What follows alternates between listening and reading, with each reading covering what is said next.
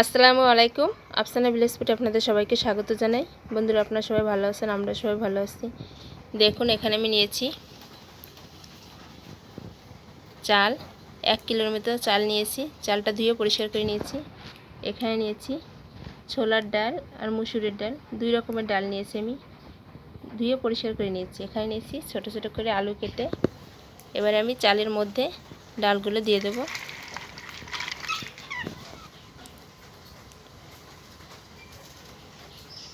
এবারে দিয়ে দেবো আলু,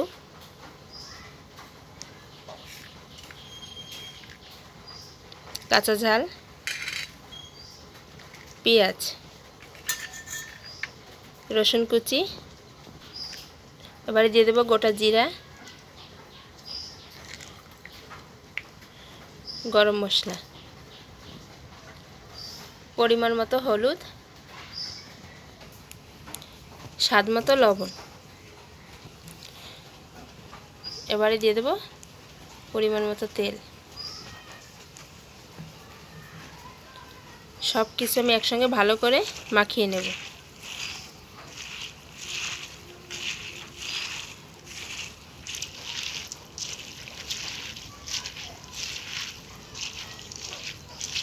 ডাল চাল মশলা দিয়ে আমার খুব ভালোভাবে মেশানো হয়ে গেছে। বাইরে কিন্তু মুষলধারে বৃষ্টি হচ্ছে, প্রচুর প্রচুর বৃষ্টি হচ্ছে। এরকম বৃষ্টির দিনে ছেলেমেয়ের আবদারে খিচুড়ি রান্না করে দেখাবো আজ আপনাদের সামনে আমি। এবারে আমি হাঁড়ির মধ্যে দিয়ে দেব।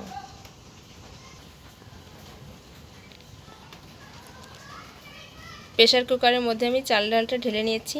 আজ কিন্তু আমি প্রেসার কুকারের ভিতরেই খিচুড়ি রান্না করে দেখাবো, পারফেক্ট। খেতে কিন্তু খুব ভালোই লাগবে। এবারে পরিমাণ মতো পানিটা দিয়ে দেব।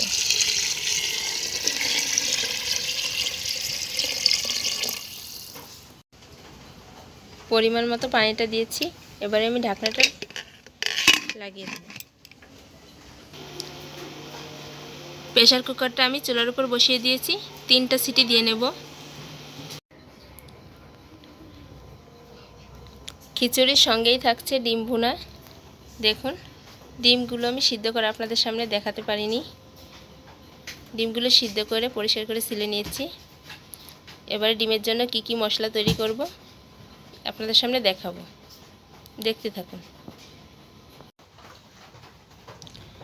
ডিমের জন্য জিরা, আদা, পেঁয়াজ, শুকনো মরিচ একসঙ্গে বেটে নেব।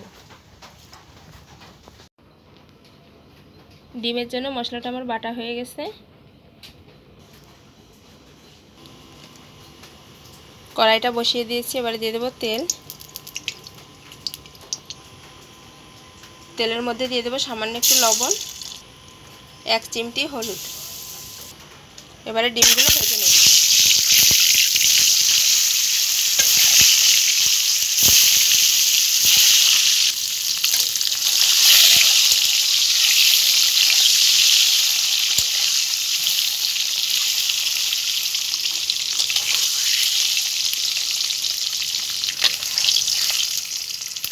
ডিমগুলো আমার ভাজা হয়ে গেছে। এবার আমি তুলে নেব।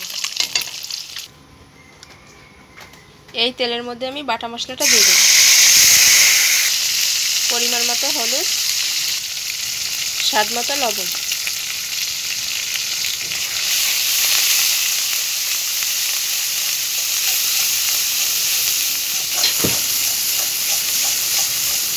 মশলা আমার ভালোভাবে ভাজা হয়ে গেছে। এবার আমি পানিটা দিয়ে দেব।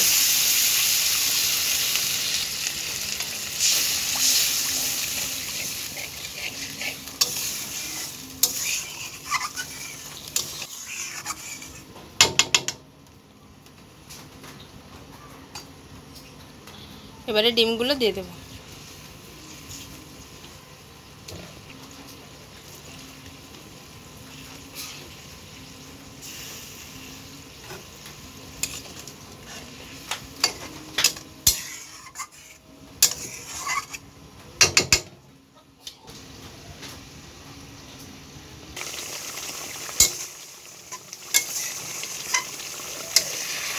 ডিম বোনাটা আমার হয়ে গেছে। এবার আমি নামিয়ে নেব।